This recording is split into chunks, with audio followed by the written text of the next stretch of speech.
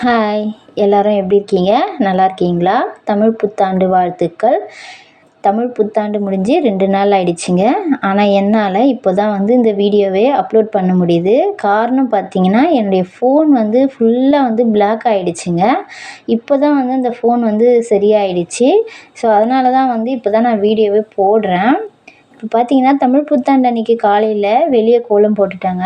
அந்த கோலம் போடுறதுக்கு எனக்கு ஒரு 20 நிமிஷம் ஆயிடுச்சு. அதுக்கப்புறம் பார்த்தீங்கன்னா, நான் போய் குளிச்சுட்டு வந்துட்டு சாக் பீஸில் இப்போ வாசப்படி எல்லாத்துக்குமே வந்து நான் வந்து கோலம் போட்டுட்டே வரேங்க.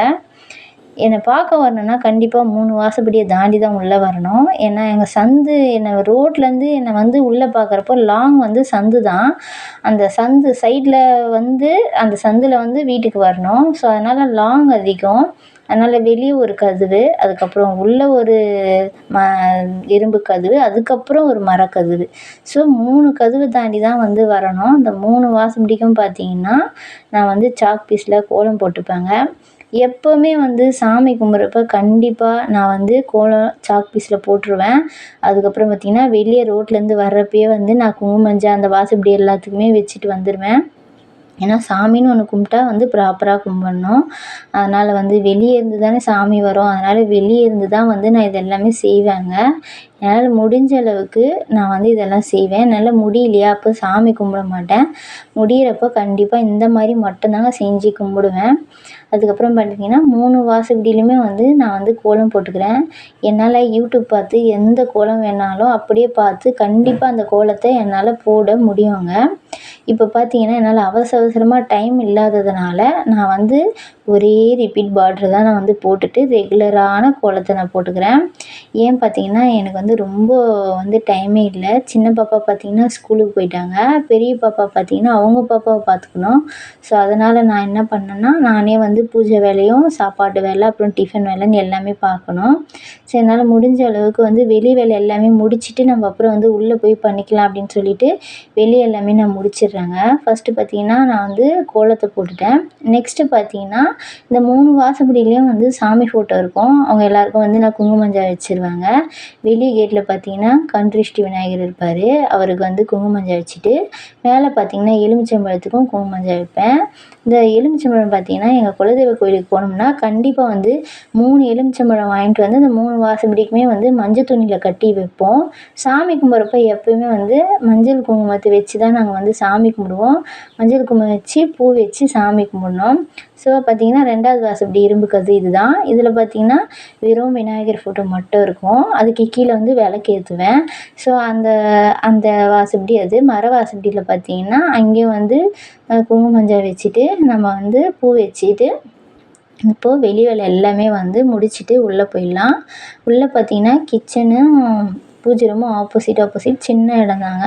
அதனால் நான் சாப்பாடு செஞ்சுட்டே பார்த்தீங்கன்னா, நான் வந்து பூஜை வேலையும் செஞ்சுடுவேன். இப்போ நடு வீட்டில் போயிட்டு பார்த்தீங்கன்னா, நான் கோலம் போட்டுக்கிறேங்க. நடு வீட்டில் பார்த்தீங்கன்னா, வெள்ளை கோலம் மாவில் போட்டால் கண்டிப்பாக கலைஞ்சிடும். ஏன்னா டைல்ஸ் இல்லைங்களா? அதனால் வந்து நான் எப்போவுமே இந்த மாதிரி செம்மண்ணில் போட்டுப்பேன். அப்போ வந்து நமக்கு கலையவே கலையாது. போட்டுட்டு அதுக்கப்புறம் பார்த்தீங்கன்னா, அண்டர்லைன் வேணுனா வந்து கோலம் மாவில் கொடுத்துப்பேன். பச்சரிசி மாவில் கொடுங்க, ரொம்பவே சூப்பராக இருக்கும். இதை கொடுத்துட்டு நான் அதுக்கப்புறம் ஏற்கனவே பூஜை சாமானெல்லாம் கழுவி வச்சுருந்தேன் இல்லைங்களா? அந்த பூஜை சாமானெல்லாம் வந்து குங்கும மஞ்சள் வச்சு நம்ம எல்லாம் ரெடி பண்ணி வச்சுருக்கோம். அது எல்லாமே எந்தெந்த இடத்துல இருக்கணுமோ அந்தந்த இடத்துல வந்து நம்ம எடுத்து வச்சிடலாங்க. வச்சுட்டு பார்த்தீங்கன்னா, அதுக்கப்புறம் வந்து எங்கள் வீட்டிலலாம் எப்போயுமே வந்து பிள்ளையார் பூஜை பண்ணாமல் சாமி கும்பிட மாட்டோம். கண்டிப்பாக பிள்ளையார் பூஜை பண்ணியே ஆகணுங்க. எங்கள் குடும்பத்தில் எல்லார் வீட்லேயுமே விநாயகர் இருப்பார். எங்களுக்கெல்லாம் கல்யாணம் ஆகி வரப்பயே கண்டிப்பாக அந்த விநாயகர் வந்து கல்யாணத்தப்போ எங்களுக்கு கொடுத்து விடுவாங்க. நாங்கள் எடுத்துகிட்டு வந்துடுவோம். எடுத்துகிட்டு வந்து இந்த மாதிரி விநாயகர் எந்த சாமி கும்பிட்டாலும் முதல்ல அவரை வந்து பூஜை பண்ணிட்டு தான் கும்பிட்ணும். நான் எப்பவுமே சாமி கும்பிட்றதா இருந்தால் பார்த்தீங்கன்னா, குளிச்சுட்டு காஃபி கூட குடிக்க மாட்டேன். அவரை பூஜை பண்ணிவிட்டு அதுக்கப்புறம் தான் வந்து காஃபியே குடிப்பேன். அது பழக்கமாயிடுச்சு. இப்போ அவருக்கு வந்து நம்ம பூஜை பண்ணிடலாம். விநாயகர் சதுர்த்திக்கெல்லாம் பார்த்தீங்கன்னா, இவருக்கு வந்து தயிர், அதுக்கப்புறம் சந்தனம், பால் இதெல்லாம் போட்டு நான் அபிஷேகம் மாதிரி பண்ணுவேன். இப்போ நம்ம வெறும் சாமி கும்பிட்றதுனால வெறும் அவரை குளிப்பாட்டிட்டு அவருக்கு வந்து சந்தனம் மட்டும் வச்சு விடலாம் அப்படின்னு சொல்லிட்டு இப்போ கழுவிட்டுருக்கேங்க. அவரை கழுவி கழுவி அவரே தேஞ்சு போயிட்டார். அவர் மேலே இருக்கிற பெயிண்டிங் கூட பாருங்கள் போயிடுச்சு. பிளாக் பெயிண்ட் அடிக்கணும். இப்போ வந்தீங்கன்னா, நம்ம அந்த நார் வெற்றி வேர் வந்து வச்சு தான் நம்ம வந்து தேய்ச்சி கழுவுறோம். அப்போ என்ன ஆகுதுன்னா, அந்த பெயிண்டிங்லாம் கொஞ்சம் கொஞ்சமாக போயிட்டு அது ஒரு மாதிரி டல் சாண்டல் கலராக வந்து உள்ளேருந்து தெரியுதுங்க. இவருக்கு வந்து ஒரு பிளாக் கலர் பெயிண்ட் வாங்கிட்டு வந்து அடிச்சுட்டு தான் வந்து பார்க்கணும். இப்போ அவரை நம்ம நல்லா கழுவியாச்சு. இப்போ வந்து நம்ம சந்தனம் வச்சுக்கலாங்க. உங்கள் வீட்டிலலாம் கூட இந்த மாதிரி விநாயகர் வாங்கி உங்கள் வீட்டிலலாம் கூட கல்யாணத்தப்போ கொடுப்பாங்களான்னு சொல்லுங்கள். எங்களுக்கு வந்து நான் குழந்தையா பிறந்ததுலேருந்து எங்கள் அம்மா வீட்லேயும் இருந்துச்சு. அப்புறம் என்னை சுற்றி இருக்கிற எல்லா சொந்தக்கார வீட்லேயும் இருந்துச்சு. இப்போ எனக்கும் வந்து கொடுத்து அனுப்பிச்சாங்க. அதையும் வந்து நான் இவ்வளோ வருஷமாக பண்ணிகிட்ருக்குறேன். இப்போ பார்த்திங்கன்னா அவரை நல்லா சுத்தமாக கழுவிட்டு நம்ம வந்து பொட்டு சந்தனம் பொட்டு வச்சுட்டு அவருக்கு வந்து காட்டன் துணி இருக்கு இல்லைங்களா, அதில் தான் வந்து அவருக்கு வேட்டியும் அதுக்கப்புறம் அவருக்கு வந்து டவலும் வந்து கட் பண்ணி வச்சுருக்கேன். நம்ம அதை வந்து அவருக்கு சுற்றி விட்டுடலாங்க. தமிழ் புத்தாண்டு அன்றைக்கி ஒவ்வொரு வேலையும் இந்த மாதிரி தான் நான் செஞ்சிட்டே இருக்கிறேன். என்னால் முடிஞ்ச அளவுக்கு செஞ்சுட்டே இருக்கேங்க. நல்ல டிஃபன் பார்த்திங்கன்னா வந்து 11 மணிக்கு தான் நான் சாப்பிட்டேன். ஏன்னா அந்தளவுக்கு வந்து வேலை இருந்துகிட்டே இருக்குது லைனாக. சின்ன பாப்பாவுக்கு தலையை வாரி அவங்களுக்கு டிஃபன் ரெடி பண்ணி கொடுத்துட்டு அதுக்கப்புறம் நம்ம ஒவ்வொரு வேலையாக செய்யணும். காலையில் ஏன் ஏஞ்சி சீக்கிரமாக செய்கிறதானே நீங்கள் கேட்பீங்க. கண்டிப்பாக சொல்கிறேன். எங்கள் பேரன் இருக்கான் பார்த்தீங்களா, அவன் எப்போவுமே 12, 1 மணிக்கு தாங்க படுக்கிறான். அவனாக கூட படுக்கிறப்ப நம்மளால் வந்து காலையில் அவ்வளோ சீக்கிரமாக ஏஞ்சிக்கவே முடியல. இப்போ அதனால் லேட் ஆகிடுச்சி. அப்போ கூட வந்து நான் 7 மணிக்கு ஏந்திச்சேன். 7 மணிக்கு ஏந்திச்சி கோலம் போட்டுட்டு ஒன் பை ஒன்னாக வந்து நான் வேலையை வந்து ரெகுலராக செஞ்சுட்டே வந்துகிட்டே இருக்கேங்க. இப்போ தான் 11 மணிக்கு தான் வந்து நான் டிஃபனே சாப்பிட்றேன். 2 இட்லியும் வந்து கார சட்னி தாங்க செஞ்சுருந்தேன். குழந்தையும் சாப்பிட்ணும் அப்படின்றதுக்காக ஒரே ஒரு 2 காஞ்ச மிளகாய் போட்டு நான் வந்து இந்த கார சட்னி செஞ்சுருக்கேன். காரம் அந்த அளவுக்கு இருக்காதுங்க. நான் தமிழ் புத்தாண்டு சாமி கும்பிட்ணும் அப்படின்றதுக்காக முன்ன நாளே வந்து எல்லாமே ரெடி பண்ணி வச்சுருந்தேன். எப்போவுமே சாமி கும்பிட்ணுன்னா நான் முன்னாடியே கொஞ்சம் எல்லா வேலையும் ரெடி பண்ணி வச்சுப்பேங்க. பாருங்கள், உளுந்த வடை கடல வடைக்கு மாவு அரைச்சி ஃப்ரீசரில் போட்டு வச்சுருந்தேன். ரெடி மிக்ஸ் பாயாசத்துக்கு முன்னாடியே செஞ்சு வச்சுருந்தேன். அப்புறம் அவரைக்காய் பொரியல் பண்ணுறதுக்காக அவரைக்காவும் அரிஞ்சு வச்சுருக்கேன். சக்கரை பொங்கல் பண்ணணுன்றதுக்காக சக்கரை பொங்கலுக்கு அந்த அரிசி எல்லாமே ரெடி பண்ணி வச்சுருந்தேன். இந்த வீடியோவும் உங்களுக்கு நான் எப்படி ரெடி பண்ணுன்றதை உங்களுக்கு காமிக்கிறேங்க.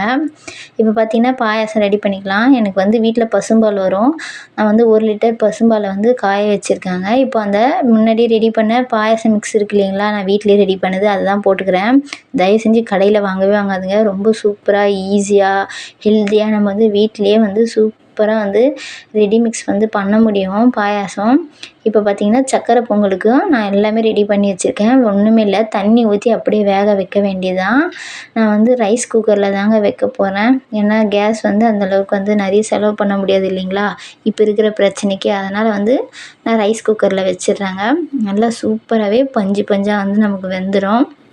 நான் வந்து சக்கரை பொங்கலுக்கு முன்னாடியே வந்து வெள்ளைப்பாகு கூட ரெடி பண்ணி வச்சுருக்காங்க. ஏன்னா எப்போயுமே நான் குழந்தைக்கு ஸ்வீட்ஸு எதாவது செய்யணும் அப்படின்னா நான் நிறைய ரெடி பண்ணி வச்சுப்பேன் ஃப்ரிட்ஜில். அதே மாதிரி அதை வந்து ரொம்ப ஈஸியாக இருந்துச்சு எனக்கு வந்து சக்கரை பொங்கல் செய்கிறதுக்காக. இப்போ ரைஸ் குக்கர் நம்ம வந்து திறந்து பார்ப்போம் பாருங்கள். ரொம்பவே சூப்பராக பஞ்சு பஞ்சாக வந்துடுச்சு. நம்ம வந்து அப்படியே வைக்கல, அடி பிடிக்குன்றதுக்காக அதுக்குள்ளே தண்ணி ஊற்றி ஒரு ஸ்டாண்ட் வச்சுட்டு தான் அதுக்கு மேலே வச்சேன் ஒரு பாத்திரத்தில். சூப்பராக நல்லா தளன்னு வெந்து போயிருக்கு. இப்போ அதில் வந்து அந்த வெள்ளைப்பாகு ஊற்றி நல்லா வந்து நம்ம கலந்துக்கலாங்க. நல்லா சூடாக கலந்துட்டா நல்லா தளன்னு இருக்கும். ரொம்பவே ஈஸி பாருங்கள். முன்னாடியே நான் அரிசியை ரெடி பண்ணி பருப்பும் அரிசியும் ரெடி பண்ணி வச்சுட்டேன். வேக வச்சதும் ஆல்ரெடி நம்ம பாகு காய்ச்சி வச்சுருந்த வெல்லத்தையும் வந்து நம்ம போட்டுக்கலாம். எவ்வளோ ஸ்வீட் வேணுமோ அதுக்கு தகுந்த மாதிரி நம்ம போட்டுக்கலாம். ரொம்பவே குயிக்காக அந்த மாதிரி சாமி கும்பிட்றப்போ நம்ம முன்னாடியே செய்கிறது எவ்வளோ வசதியாக இருக்குது பார்த்தீங்களா. அவ்வளோ ஈஸியாக நமக்கு வந்து வேலை முடிஞ்சிடும். அதுமாரி நீங்கள் எங்கேயாச்சும் போகணும் அப்படின்னா கூட இந்த மாதிரி முன்னாடியே ரெடி பண்ணிக்கோங்க. இல்லை சாமி கும்பிட்ணுன்னா கூட முன்னாடியே ரெடி பண்ணால் மட்டும்தான் நம்மளால் வந்து ஈஸியாக எல்லாமே செய்ய முடியும். இப்போ இதுக்கு பார்த்திங்கன்னா நல்லா நெய்யை காய்ச்சி அதில் வந்து முந்திரியும் திராட்சை நம்ம போட்டு அதில் வறுத்துட்டு போட்டுக்கலாங்க. வீட்டில் காய்ச்சின நெய் தான், சூப்பராக இருக்கும். நான் அந்த வீடியோ கூட உங்களுக்கு கண்டிப்பாக உடனே அப்லோட் பண்ணுறேன் பாருங்கள். நிறைய வீடியோ நான் வந்து ரெடி பண்ணி வச்சுருந்தேன். ஆனால் என் ஃபோன் பிளாக் ஆகிட்டதுனால என்னால் வீடியோவே போட முடியலங்க. இப்போது அடுத்தடுத்து நமக்கு வந்து வீடியோ வந்துகிட்டே இருக்கும். இப்போ பாருங்கள் எவ்வளோ சூப்பராக நல்லா கோயிலில் கொடுக்குற மாதிரி நல்லா தளன்னு சக்கரை பொங்கல் செம்ம சூப்பராக ரெடி ஆகிடுச்சு பார்த்தீங்களா. ரொம்ப குயிக்காக ஈஸியாக நம்ம ரெடி பண்ணிடலாம். தமிழ் புத்தாண்டுக்கு பார்த்திங்கன்னா நான் கடல வடை, உளுத்த வடை, அதுக்கப்புறம் வந்து சக்கரை பொங்கல், அதுக்கப்புறம் வந்து அவரைக்காய் பொரியல், அதுக்கப்புறம் கத்திரிக்காய் முருங்கைக்காய் மாங்காய் சாம்பார், அதுக்கப்புறம் வந்து பாயாசம், அதுக்கப்புறம் வந்து சாப்பாடு இது வரைக்கும் வந்து நான் செஞ்சுருக்கேங்க. இப்போ சூப்பராக வந்து நம்ம இலைய போட்டு சாமி கும்பிட்டாச்சுங்க. என் செல்லக்குட்டி பேரன் என்ன பண்ணாருன்னா நல்லா தூங்கிட்டு இருந்தார். அவர் தூங்கினப்போ நான் வந்து மணி அடித்து சாமி கும்பிட்டதும் அந்த சவுண்டு கேட்டு அவரே ஏஞ்சி வந்து சாமி கும்பிட்டு கீழே விழுந்து கும்பிட்டு போகிறாரு. ரொம்ப பக்தி அவருக்கு. வெளியே எல்லாமே விளக்கேற்றி அழகாக வந்து நம்ம சாமி கும்பிட்டாச்சு பாருங்கள். எங்கே மணி அடித்தாலும் அவர் கையெழுத்து கும்பிடுவார். அந்தளவுக்கு அவருக்கு ரொம்ப பிடிக்கும். உங்கள் எல்லாருக்கும் இந்த வீடியோ பிடிச்சிருக்கோன்னு நான் நினைக்கிறேன். தமிழ் புத்தாண்டு கொண்டாடிய அனைவருக்கும் ரொம்ப ரொம்ப நன்றி. தேங்க்யூ.